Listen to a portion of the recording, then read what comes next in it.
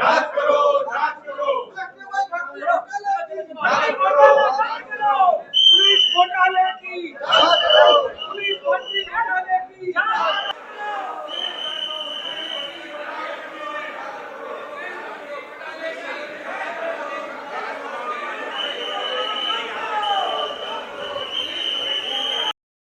6 लाख से ज्यादा लोग ने परीक्षाएं दी, लेकिन जिस प्रकार से भर्ती घोटाला, कांस्टेबल भर्ती घोटाला हुआ, मुख्यमंत्री जी का डिपार्टमेंट बायोमेट्रिक फेस रीडिंग जो रिकग्नाइजेशन हो रहा चेहरे को, वो जब आधार कार्ड के आधार पे जब बायोमेट्रिक पकड़े गए तो अलग अलग रहे। जो अभ्यर्थी जो परीक्षा देने गए नहीं और वो पुलिस कांस्टेबल बन गए। 800 लोग ऐसे लोग हैं जिनका मंजूर हो गया, मंजूर कांस्टेबल बन गए, सिलेक्शन हो गया, लेकिन उन्होंने नहीं किया। तो क्यों नहीं किया? इसका मतलब कि सरकार ने कॉपी के बजाय ऐसे लोगों को व्यापक माफिया वापिस से प्रदेश के अंदर सक्रिय हो गया। और गृह मंत्री मुख्यमंत्री जी है, इनके विभाग में घोटाला हो रहा है। पूरे प्रदेश के युवा जो रात दिन पढ़ाई करते, मेहनत करते, जिनके परिवार माँ बाप चाहते कि पढ़ के आगे निकलेंगे, लेकिन जिस प्रकार से आप देख रहे हो कि व्यापक माफिया के लोग, सरकार में बैठे लोग जो पैसे लेके फर्जी कांस्टेबल बनाना चाहते हैं, तो ये फर्जी पुलिस के लोग रहेंगे फर्जी डिपार्टमेंट के अंदर, तो कैसे जनता के साथ न्याय करेंगे? ये हमारी मांग है कि इसमें निष्पक्ष जांच होना चाहिए और वापिस से परीक्षा होना चाहिए निष्पक्ष रूप से। ये कांग्रेस पार्टी, कांग्रेस के विधायकों की मांग है। पुलिस भर्ती घोटाला में व्यापक भ्रष्टाचार हुआ है, उसी की जांच को लेकर हम यहाँ आए थे।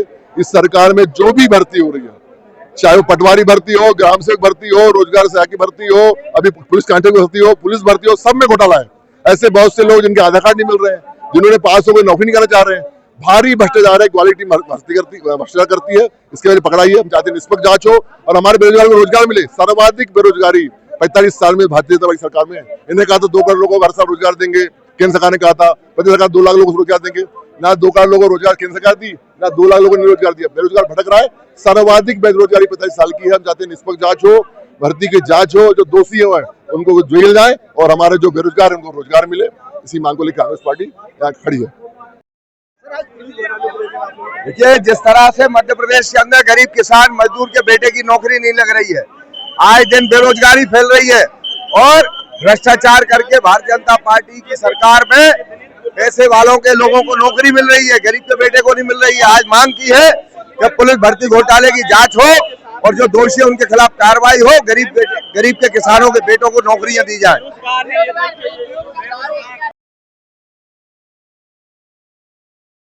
जब अपनी नौकरियां ढूंढने जाते हैं और निश्चित रूप से कई प्रकार की नौकरियां हैं, नौकरियां ढूंढने जब जाते हैं तो मैं ये समझता हूं कि नौकरियों में एक नौकरी पुलिस की भी है। पुलिस की नौकरी में दोहरी मेहनत है। एक तो वो पढ़ाई लिखाई करते हैं, दूसरा फिजिकल मेहनत करते हैं और फिजिकल मेहनत के जरिए वो लाइन में लग जाते हैं कि हम पुलिस में भर्ती होंगे। लाखों लोगों की जो लाइन है, उस लाइन में से एक भी की भर्ती नहीं हुई और जो लाइन में लगा नहीं उनकी भर्ती हो गई। ये एक बड़ा घोटाला है। तो पढ़े लिखे नौजवानों के जीवन के साथ खिलवाड़ नहीं होने देंगे, ये हमारा संकल्प है। इसलिए हमने आज प्रदर्शन किया। इस दौरान ये प्रश्न आया था कि कुछ लोगों को ये किसी के माध्यम से पता चला हुआ कि ग्वालियर के किले को होटल के रूप में परिवर्तित कर रहे हैं, जबकि ऐसी कोई बात नहीं थी। ना ही पर्यटन विभाग, संस्कृति मंत्रालय के पास ऐसा कोई प्रस्ताव था।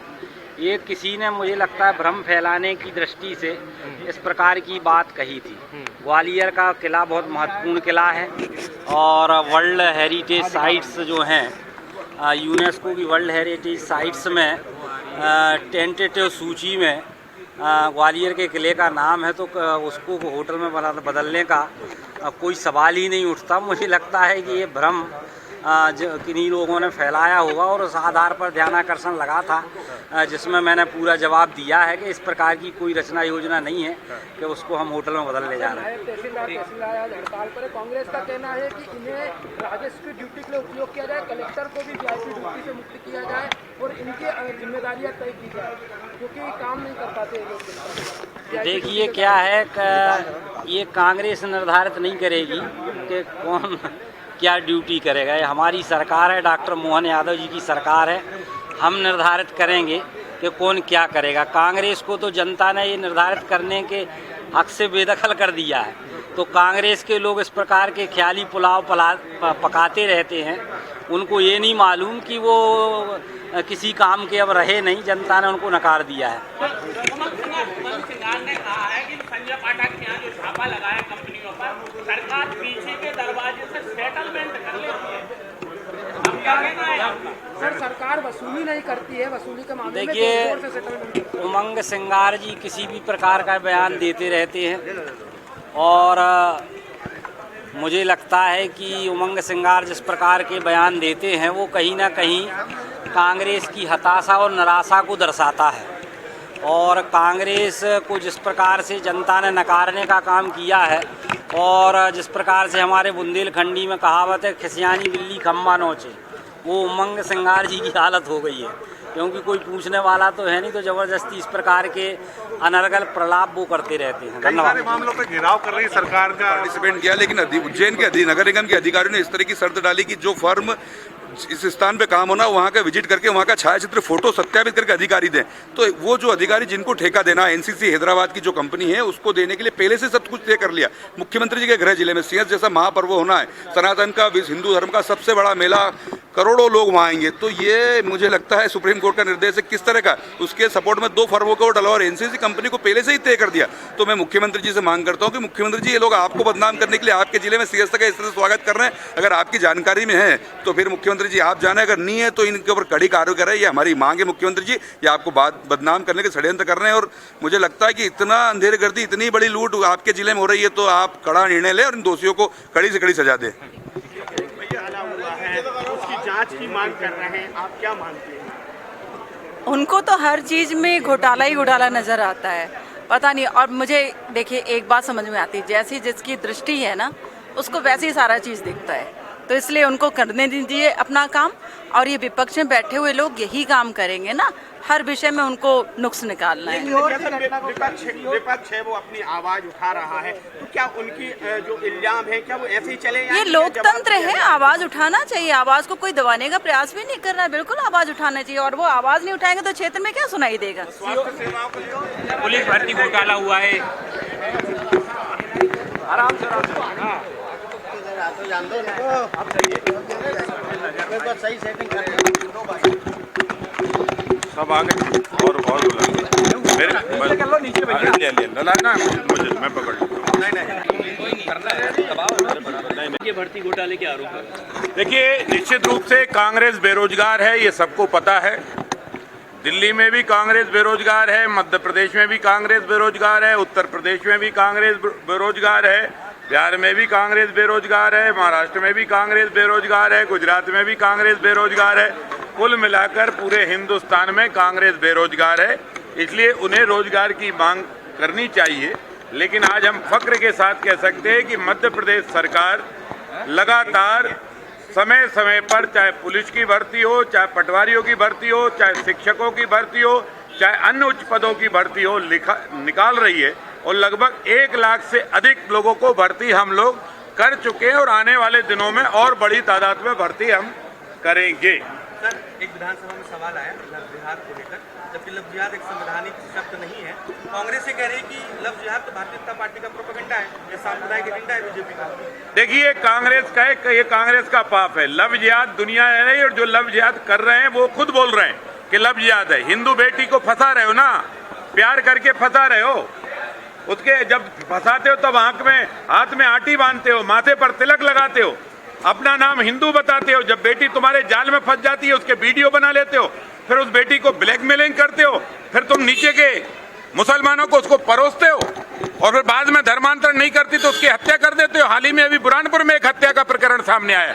और इसलिए लव जिहाद ये संवैधानिक है या नहीं है, पर अपराधी तो है ना, लब करके उनके साथ जिहाद तो कर रहे हैं ना, उनको क्यों मार रहे हैं?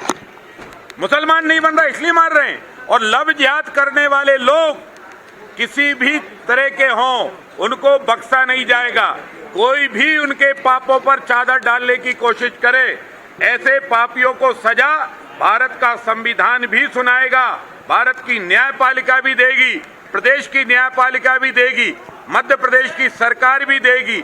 अपराधियों पर सब प्रकार की कार्रवाई की जाएगी और हिंदू समाज भी इन पर सीधी कार्रवाई करने के लिए तैयार रहेगा। हर हिंदू का दायित्व बनता है कि अपनी बेटी की सेफ्टी, सुरक्षा और उसका सम्मान रखे। और अभी अपराधियों का जो लब जिहादी है ताना बाना बड़ा निकलता जा रहा है। अभी बाहर के भी कुछ लोग, नाइजीरिया वगैरह वगैरह के लोग पकड़े गए हैं, उसमें पाकिस्तान के भी लोग पकड़े जाएंगे। और अभी भोपाल से 30-32 मुसलमान अपराधी और लब जिहाद में पकड़े जाना है। इन सब जिहादियों के हाथ पैर तोड़े जाएंगे। इस एंगल को बदलने की कोशिश मत कर कांग्रेस। लब जिहादियों को कोई भी नहीं बचा पाएगा। डॉक्टर मोहन यादव की सरकार अपनी बेटियों के सम्मान में हर कीमत पर कार्रवाई करेगी। और अब धीरे धीरे मुझे लगता है इस लब जिहाद का जब विदेशी भी एंगल मिल गया है तो जांच और बड़े स्तर पर होगी।